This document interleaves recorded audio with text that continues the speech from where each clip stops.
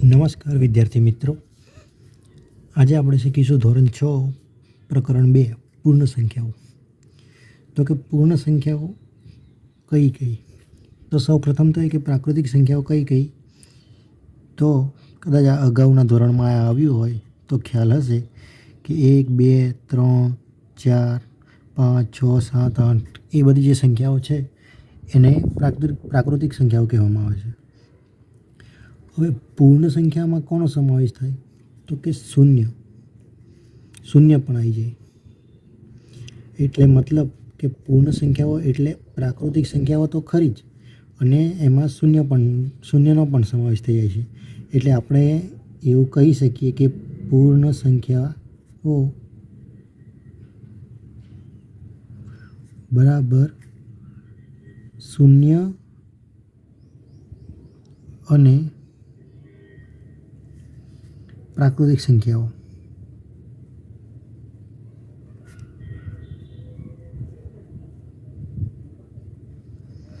આમ પૂર્ણ સંખ્યાઓમાં પ્રાકૃતિક સંખ્યાઓ અને શૂન્યનો પણ સમાવેશ થાય છે. હવે એમાં એક મુદ્દો ટોપિક એ આવે છે કે પૂર્વવર્તી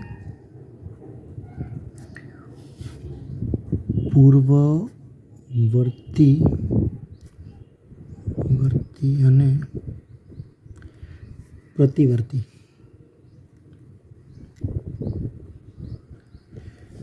તો પૂર્વવર્તી એટલે શું?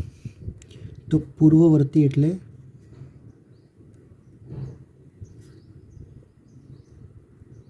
પહેલાની સંખ્યા. પહેલાની સંખ્યા એટલે કઈ રીતે? ધારો કે તમને એમ પૂછવામાં આવે કે 6ની પૂર્વવર્તી સંખ્યા કઈ? તો 6ની પૂર્વવર્તી સંખ્યા કે તો 6 પહેલાં કયા આવે? ધારો કે કોઈ સંખ્યાઓ આપણે લખીએ 1, 2, 3, 4, 5, 6, 7, 8 આ રીતે. તો 6ની પૂર્વવર્તી એમ કે તો પહેલાંની સંખ્યા એટલે કે 5 આવશે. બરાબર? એટલે પૂર્વવર્તી એટલે કે જે સંખ્યાઓ એની તરત પહેલાંની સંખ્યા. એટલે અહીંયા 5, 6, 7 કેવા ક્રમમાં લખેલા છે, એમાં 6ની પૂર્વવર્તી એમ કે એટલે 5 આવશે. અને પ્રતિવર્તી એટલે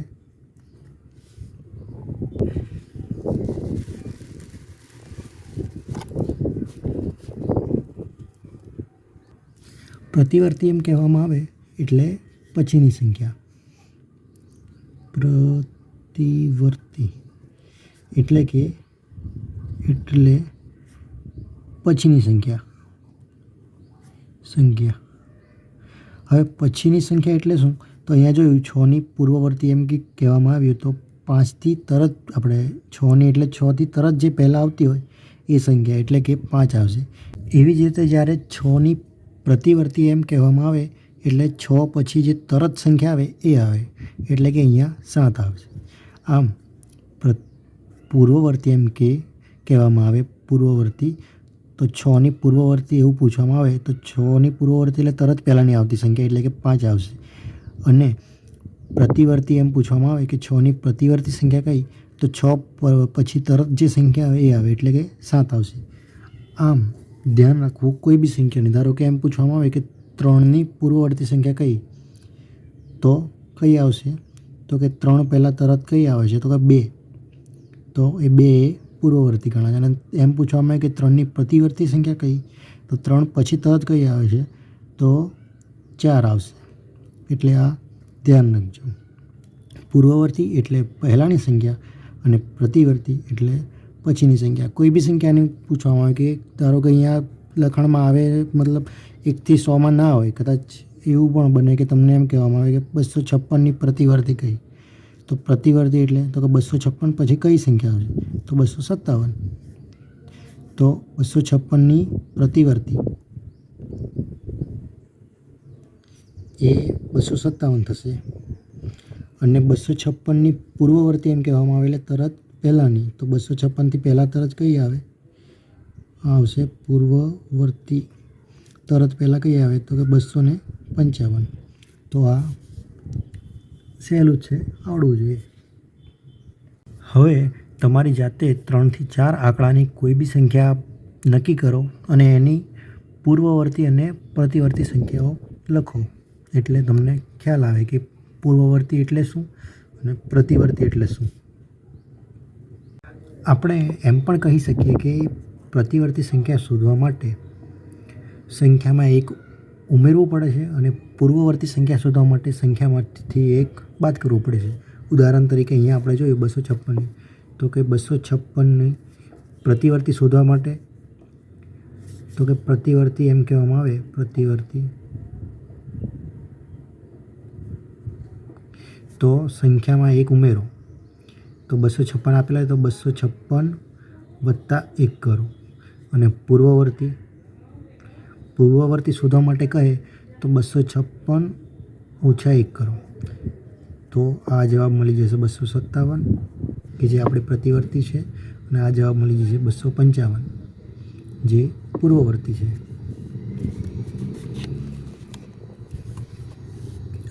પ્રતિવર્તી એટલે 256 વત્તા 1 કરો એટલે 257 મળશે, અને પૂર્વવર્તી એટલે 256 ઓછા 1 બરાબર 255 મળી જશે. એ જોયું આપણે.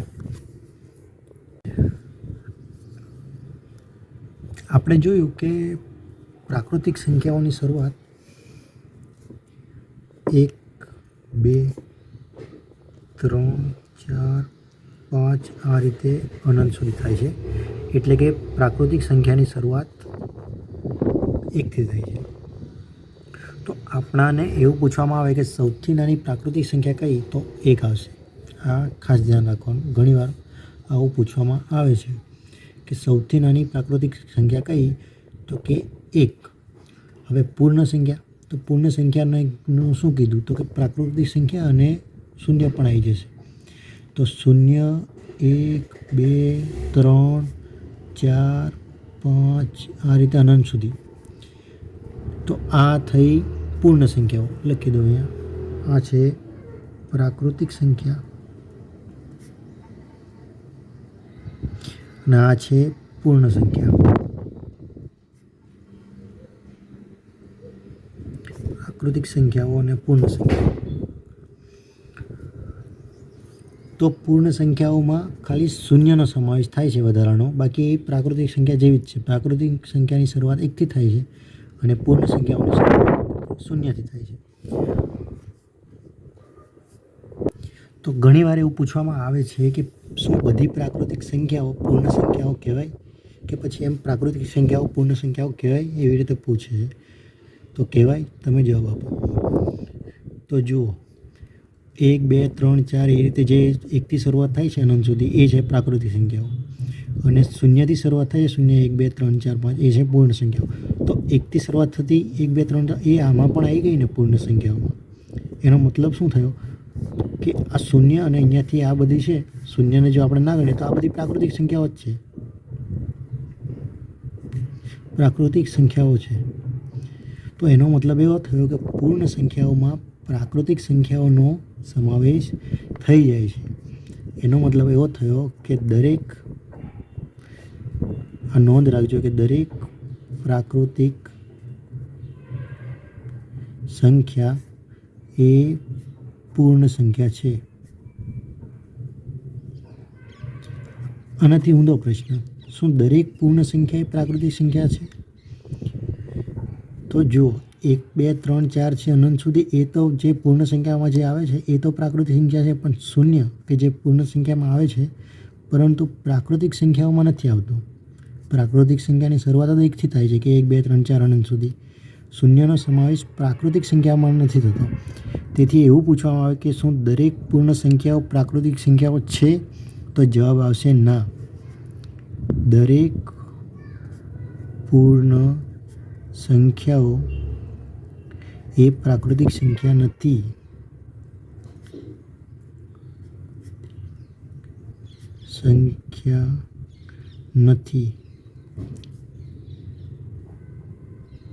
અને જેવી રીતે આપણે જોયું કે સૌથી નાની પ્રાકૃતિક સંખ્યા 1 છે, તેવી જ રીતે સૌથી નાની પૂર્ણ સંખ્યા 0 છે. એનું બી ધ્યાન રાખવું.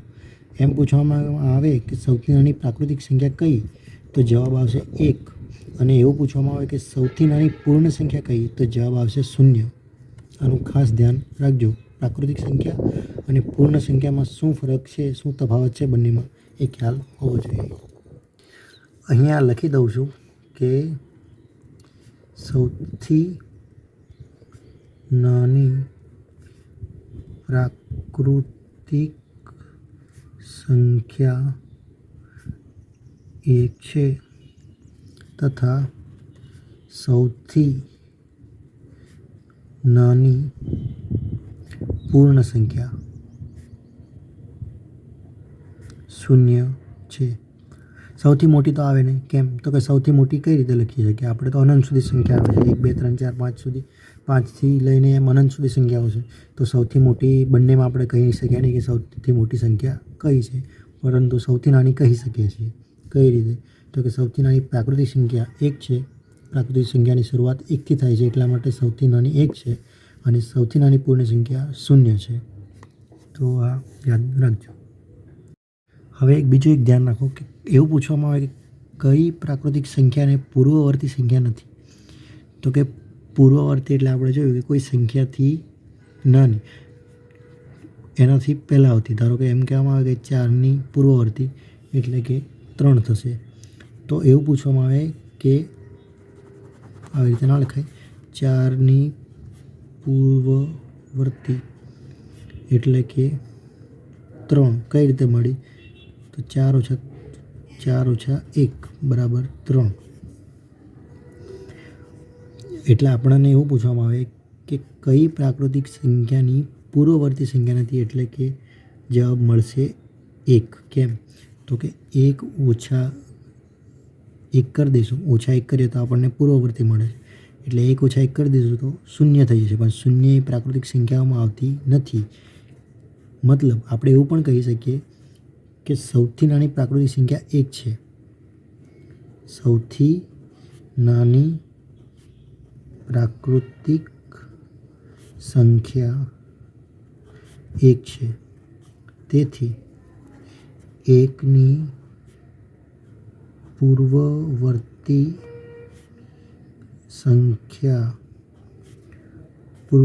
પ્રાકૃતિક સંખ્યા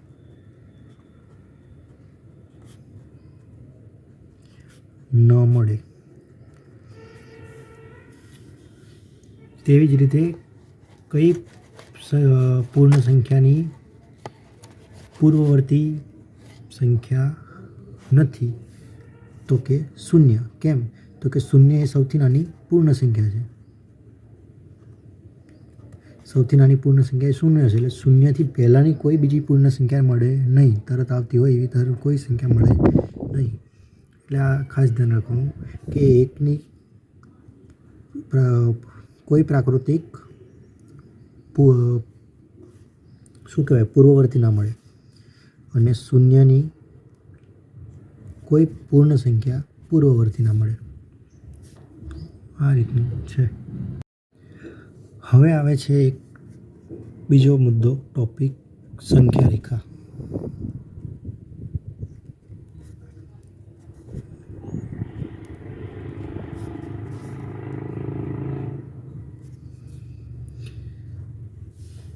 તો કે સંખ્યા રેખા એટલે શું? તો કે સંખ્યાઓને દર્શાવતી રેખા. કેવી રીતે? તો જુઓ, રેખા અનંત સુધી વિસ્તરેલી. આગળ ભણશું આપણે, એટલે બંને બાજુ આ રીતે તીર હોય તો એ અનંત સુધી બતાવે. આગળ આમ આવી રીતે, પાછળ બી આવી રીતે અનંત સુધી.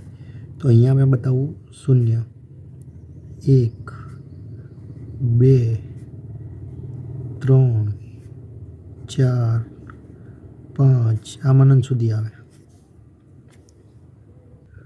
આગળ તમે આનાથી પાછળ 0થી પહેલાં ઋણ સંખ્યાઓ દર્શાવવાનું પણ આવશે, એ શીખશો.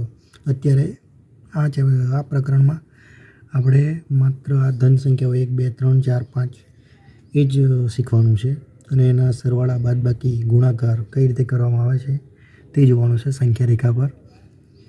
તો સૌપ્રથમ કે આમાં કઈ સંખ્યા મોટી અને કઈ સંખ્યા નાની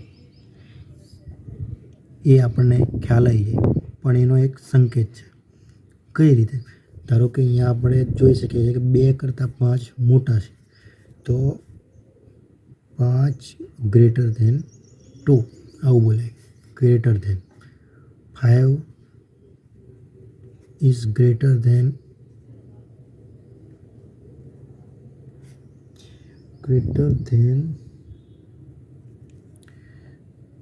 2. આ રીતે, જેનો અર્થ એવો થાય કે 5 એ 2 કરતાં મોટા છે. એવી જ રીતે આપણે એવું પણ કહી શકીએ કે 2 એ 5 કરતાં નાના છે. તો આવું પણ ઊંધું બી લખી શકીએ કે 2 મતલબ 2 લેસ ધેન 5. તો આને એવી રીતે વંચાય કે 2 ઇઝ લેસ ધેન 5. તો આનું ધ્યાન આપણે રાખીશું કે મોટી સંખ્યા કઈ અને નાની સંખ્યા કઈ એ એકબીજાને કઈ રીતે દર્શાવે કે આ આના કરતાં મોટી છે એવું. તો આને યાદ રાખવાની એક ટેકનિક છે કે જે બાજુ આ મોટો ભાગ કહેવાય અને આ નાનો પોઈન્ટ છે ત્યાં નાની સંખ્યા લખવાની, અને જે બાજુ એમ ફેલાયેલું છે બંને 2 હાથ અને તીરના એમાં એ બાજુ મોટી સંખ્યા લખવાની.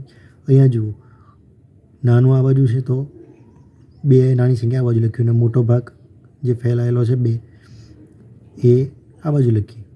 આ બાજુ આ મોટું થાય છે એમ જોઈ શકીએ છીએ આપણે, એટલે એ સંખ્યા મોટી એવું કહેવાય. અને વાંચવાનું યાદ રાખવાનું કે આ રીતે છે કે 2 એ 5 કરતાં નાના છે તો 2 ઇઝ લેસ ધેન 5. 5 એ 2 કરતાં મોટા છે તો 5 ઇઝ ગ્રેટર ધેન 2. એટલે કોઈ બી સંખ્યાઓ આ રીતે આપે તો આપણને આવડવું જોઈએ કે 1 અને 4 વિશે લખો એવું કે તો આપણને આ રીતે ખબર પડે જોઈએ કે 1 ઇઝ લેસ ધેન 4. અથવા આપણે એવું બી કરીએ કે 4 ઇઝ ગ્રેટર ધેન 1. તો આનું ધ્યાન રાખજો. હવે આપણે એ જોઈએ કે સંખ્યા રેખા પર સરવાળા, બાદબાકી, ગુણાકાર કઈ રીતે કરવા. તો કે સૌ પ્રથમ તો આપણે એ જોઈએ કે સંખ્યા રેખા પર સરવાળો.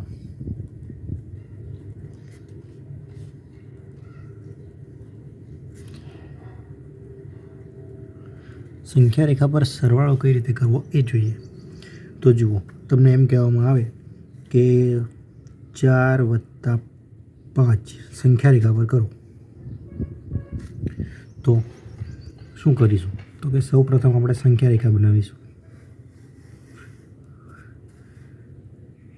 0 આ બાજુ આ રીતે તીર આવશે, આ બાજુ બી તીર આવશે.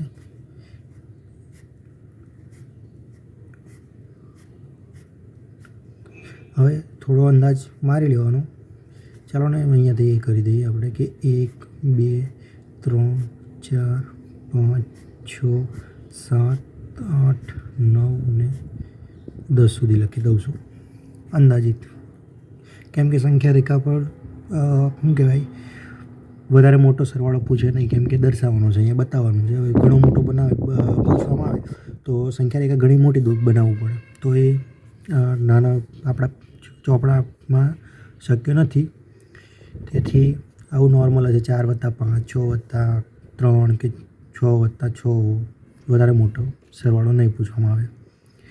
તો જુઓ, હવે આપણને એવું કહેવામાં આવ્યું છે કે 4 + 5 સંખ્યા રેખા પર કરો. તો કઈ રીતે કરીશું? તો જુઓ, આના માટે નિયમ છે એવી રીતનો કે જે પ્રથમ જે સંખ્યા છે ત્યાં આપણે ઊભા રહીએ. એમ તો કોઈ ફરક ના પડે આના પર ઊભા રહીએ. સૌ પ્રથમ તો અહીંયાથી કહું કે 4 પર આપણે ઊભા રહ્યા છે, મતલબ કે આપણે અહીંયા છે, અને +5 કરવાના છે. તો કે 5 સ્ટેપ મેં આગળ ચાલીશ.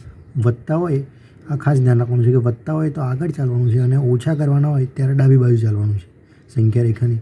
તો અત્યારે વત્તા છે, સરવાળો કરવાનો છે, તો જમણી બાજુ ચાલીશ. તો કઈ રીતે?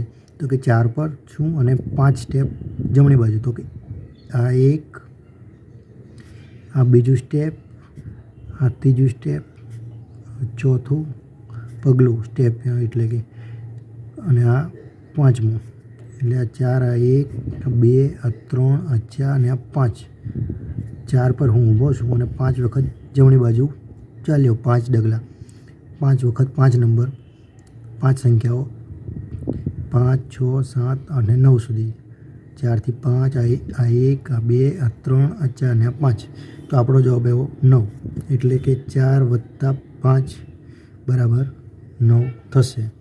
આનાથી આપણે આમ બી કરી શકીએ.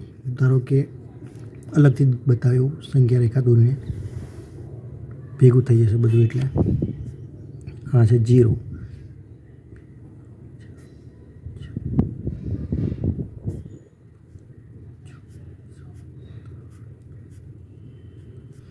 1 2 3 4 આ એક જ છે, ધ્યાન રાખજો. અને આ 4 5 6 7 8 9 ને 10. હવે 4 + 5 કરવાના છે. તો અહીંયા શું કર્યું મેં કે 4 ઉપર ઊભો રહ્યો અને 5 સ્ટેપ જમણી બાજુ ચાલ્યો. અહીંયાથી 4થી આ 5 6 7 8 9 એટલે કે આ 1 2 3 4 ને 5. એનાથી ઉલટું મેં આવું પણ કરી શકું કે 5 ઉપર ઊભો રહું અહીંયા આગળ અને 4 સ્ટેપ જમણી બાજુ ચાલું. આ 1 આ 2 આ 3 અને આ 4. તો પણ 9 જવાબ મળ્યો. તો આપણે બંને રીતે કરી શકીએ. એટલે એવું જરૂરી નહીં કે 4થી લઈ 4 પર ઊભા રહીને 5 સ્ટેપ જમણી બાજુ ચાલવું. તમે 5 પર ઊભા રહીને 4 સ્ટેપ જમણી બાજુ બી ચાલી શકો. તો આ રીતે થાય છે સંખ્યા રેખા પર સરવાળો. તો ધ્યાન રાખજો. આ દાખલાઓ તમારી જાતે ગણજો. 4 + 6, બીજો 3 + 7 સંખ્યા રેખા પર, ત્રીજો 3 + 5. તો આ પ્રેક્ટિસ કરજો, સંખ્યા રેખા પર ગણવાની આવડી જશે. હવે આપણે બીજું જોઈએ, સંખ્યા રેખા પર બાદબાકી.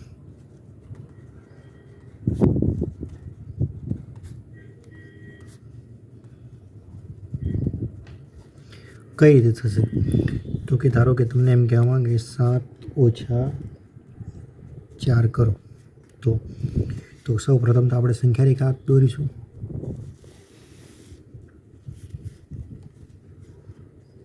ઝીરો,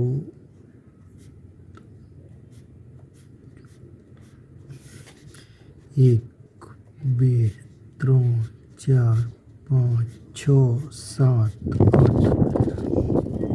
હવે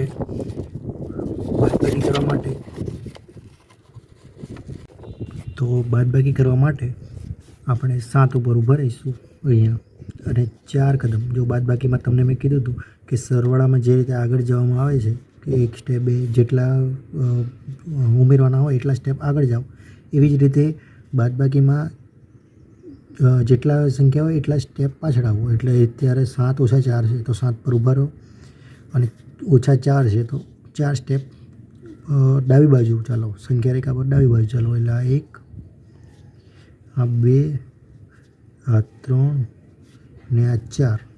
એટલે આપણો જવાબ મળે 3. 7 - 4 = 3. તો આ રીતે દાખલા ગણાય. આ દાખલા ગણવાની કોશિશ તમે જાતે કરજો. 7 - 5, બીજો છે 5 - 1, ત્રીજો છે 9 - 4. આવડી જશે, સહેલા છે. ચાલો હવે જોઈએ સંખ્યા રેખા પર ગુણાકાર. તો ધારો કે કહેવામાં આવે કે 3 × 4 કરો સંખ્યા રેખા પર. તો કઈ રીતે? તો સંખ્યા રેખા બનાવી દઈશું.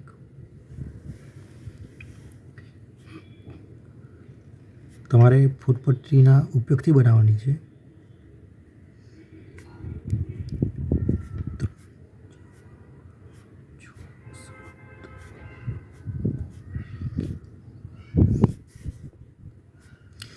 ત્રણ, 4, 5, 6, 7, 8, 9, 10, 11 અને 12. 12 કે અંદાજિત ખ્યાલ આવી જાય આપણને. આટલો તો ખ્યાલ છે કે 3 4 12 થાય છે. તો 12 સુધી બનાવી મેં, વધારે જરૂર નહીં. હવે જુઓ 3 4 12. તો ગુણાકાર કઈ રીતે કરવાનો છે આપણે? 3 × 4 તો કે 0 પર ઊભું રહેવાનું છે અને 3 3ના સ્ટેપ 4 વખત ચાલવાનું છે, અથવા 4 4 ના સ્ટેપ 3 વખત ચાલવાનું છે. સ્ટેપ એટલે આ 1 2 3 આ એક સ્ટેપ કહેવાય, એક, પછી આ બીજું, આ ત્રીજું. એ રીતે તો કેવું 3 3ના 4 વખત એટલે આ 1 2 અને 3 આ એક વખત થયું. બીજું આ 1 2 અને 3 આ બીજી વાર, 1 2 3 આ ત્રીજી વાર, 1 2 3 આ ચોથી વાર એટલે 3ના સ્ટેપ એટલે 1 થી 0 થી 3 સુધી થશે.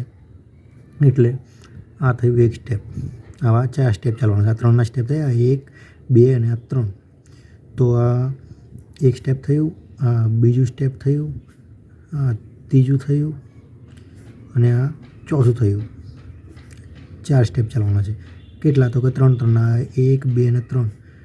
આ 1 2 અને 3, 1 2 અને 3, આ 1 2 અને 3, 3 3ના 4 સ્ટેપ ચાલવાના. અને બીજું મેં તમને એમ કીધું તો જવાબ જે મળ્યો 12. એવું ને એવું પણ થઈ શકે કે 4 4ના સ્ટેપ 3 ચાલે. કઈ રીતે? તો આ 1 આ 2 આ 3 અને 4 આ એક સ્ટેપ. 4 4ના 3 ચાલવાના છે ને, તો આ એક સ્ટેપ થયું. પછી આ 1 2 3 4 આ બીજું સ્ટેપ થયું. આ 1 2 3 4 આ ત્રીજું સ્ટેપ થયું. તો જોયું, 3 3ના 4 સ્ટેપ ચાલીએ તો બી જવાબ મળે છે આપણને, અને 4 4ના 3 સ્ટેપ ચાલીએ તો બી જવાબ મળે છે. પરંતુ સરવાળામાં પણ આવું થયું હતું. જે પ્રમાણે સરવાળો કરવાનો હોય એ પ્રમાણે ઉલટું કરીએ તો એ થતું હતું, પણ બાદબાકીમાં નથી થતું. એનું શું કારણ? તો જુઓ, આ ગુણાકારનો દાખલો ખ્યાલ આવ્યો હશે કે 3 × 4 કઈ રીતે કરાય છે. હવે એવું કેમ થાય છે તે કહું તો કે 3 × 4 બરાબર 12 થાય છે, અને 4 × 3 કરીએ તો પણ 12 જ થાય છે. એના લીધે આપણે 3 3ના 4 સ્ટેપ ચાલીએ આ રીતે, 3 3ના 4 સ્ટેપ તો પણ જવાબ મળે છે, અને 4 4ના 3 સ્ટેપ ચાલીએ તો પણ જવાબ મળે છે. એવી જ રીતે 3 + 4 કર્યા હોય તો એ જવાબ મળે 7. તો 4 + 3 કર્યા હોય તો પણ જવાબ 7 જ મળે છે. એટલે સરવાળામાં બી આપણે જોયું કે આપણે ઊંધું કરતા હતા, 3 પર ઊભા રહીને 4 સ્ટેપ જમણી બાજુ ચાલતા હતા તો બી જવાબ એટલો જ મળતો હતો જેટલો આપણે 4 પર ઊભા રહીને 3 સ્ટેપ જમણી બાજુ ચાલીએ તો આ થાય. પણ બાદબાકીમાં એવું થતું નથી. એટલે 3 - 4 એવું નહીં, 4 - 3 કીધા તો એ જવાબ ધારો કે 1 મળ્યો. પણ આપણે 3 - 4 એટલા નહીં થતા, 1 નહીં થતા. એ જવાબ મળે છે માઇનસમાં. એ આગળ તમારે આગલા ચેપ્ટરમાં મતલબ પ્રકરણમાં ભણવામાં આવશે આગળના, કાં તો પછી આગળના ધોરણમાં જોઈશું આપણે. તો આ જેવી રીતે આ 3 × 4 બરાબર 4 × 3 થયા, મતલબ સરખા જવાબ મળે છે. 3 + 4 7 થાય છે, 4 + 3 7 થાય છે. આમાં બી સરખો જવાબ મળે સરવાળા અને ગુણાકારમાં. પરંતુ બાદબાકીમાં એવું થતું નથી. તેથી બાદબાકીમાં આ પ્રમાણે થયું નહીં કે બંને કરતાં આપણને જવાબ મળી રહે. તો આ એનું કારણ હતું. અને આ રીતે ગુણાકાર થાય તો ધ્યાન રાખજો. એક વખત જણાવી દઉં ફરીથી કે 3 × 4 કરવા કે તો 3 3ના 4 સ્ટેપ ચાલવાના છે. આ 1 2 અને 3 તો આ એક સ્ટેપ થયું. આ 1 2 અને 3 બીજું, આ 1 2 અને 3 ત્રીજું, 1 2 અને 3 ચોથું. એટલે આ 1 2 3 ને 4 સ્ટેપ છેલ્લા. તો જવાબ મળ્યો આપણો 12. એટલે 3 × 4 બરાબર 12. એ રીતે. અને બીજું આપણે એવું બી કરીએ કે 4 4ના 3 સ્ટેપ ચાલીએ. 1 2 3 4 આ એક સ્ટેપ, 1 2 3 4 આ બીજું સ્ટેપ, 1 2 3 4 ત્રીજું સ્ટેપ. એટલે 4 4ના 3 સ્ટેપ તો બી જવાબ આપણને મળ્યો 12. તો આ રીતે સંખ્યા રેખા પર ગુણાકાર થાય. તો હવે આ દાખલા 3 જે લખ્યા છે 2 × 3, 3 × 3, 2 × 4 અને સંખ્યા રેખા પર આ ગુણાકાર કરવાની કોશિશ કરજો. આવડી જાય વાત છે. અને તો આ હતું છેલ્લો મુદ્દો આ હતો. આપણે શીખ્યા સંખ્યા રેખા પર સરવાળો, સંખ્યા રેખા પર બાદબાકી કઈ રીતે કરવી અને ગુણાકાર કઈ રીતે કરવા. તો આ પ્રકરણમાં આટલું જ હતું. મળીશું આવતા વિડીયોમાં.